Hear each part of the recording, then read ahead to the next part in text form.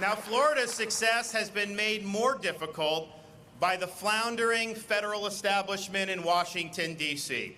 Federal government has gone on an inflationary spending binge that has left our nation weaker and our citizens poorer.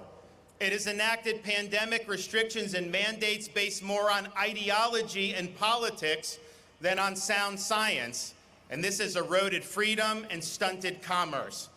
It has recklessly facilitated open borders, making a mockery of the rule of law, allowing massive amounts of narcotics to infect our states, importing criminal aliens, and greenlighting the flow of millions of illegal aliens into our country, burdening communities and taxpayers throughout the land.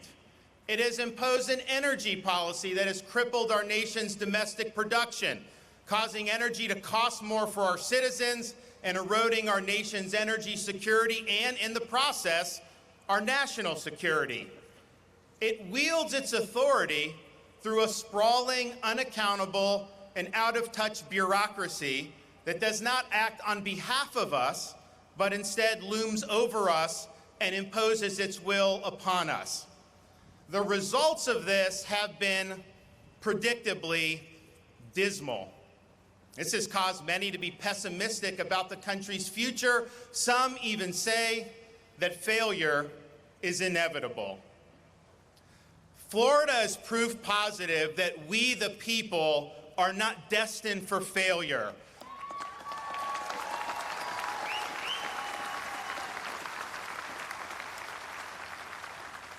Decline is a choice, success is attainable, and freedom is worth fighting for.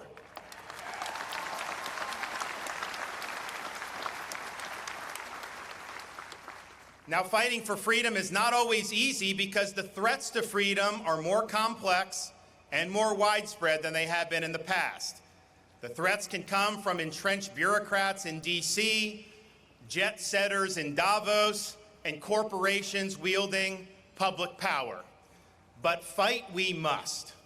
We embrace our founding creed that our rights are not granted by the courtesy of the state, but are endowed by the hand of the Almighty.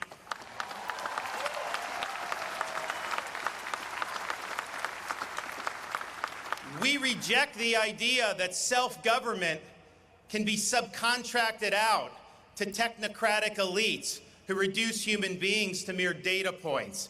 We insist on the restoration of time-tested constitutional principles so that government of, by, and for the people shall not perish from this earth.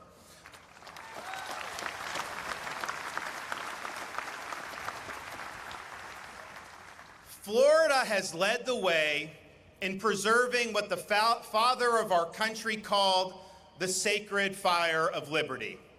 It is the fire that burned in Independence Hall when 56 men pledged their lives, their fortunes, and their sacred honor to establish a new nation conceived in liberty.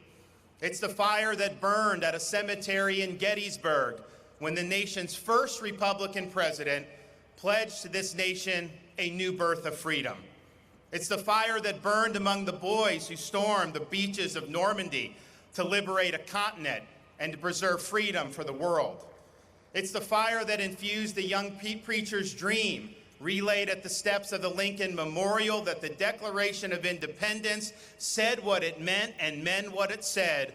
All men are created equal.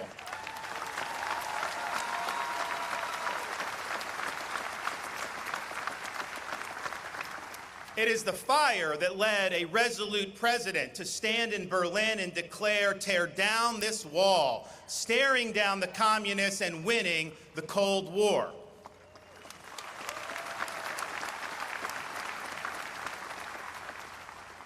It is our responsibility here in Florida to carry this torch. We do not run from this responsibility. We welcome it. We will be on our guard. We will stand firm in the faith. We will be courageous. We will be strong. And we thank God and are proud to be citizens of the great free state of Florida. Thank you. God bless you. God bless this state and everybody throughout the land.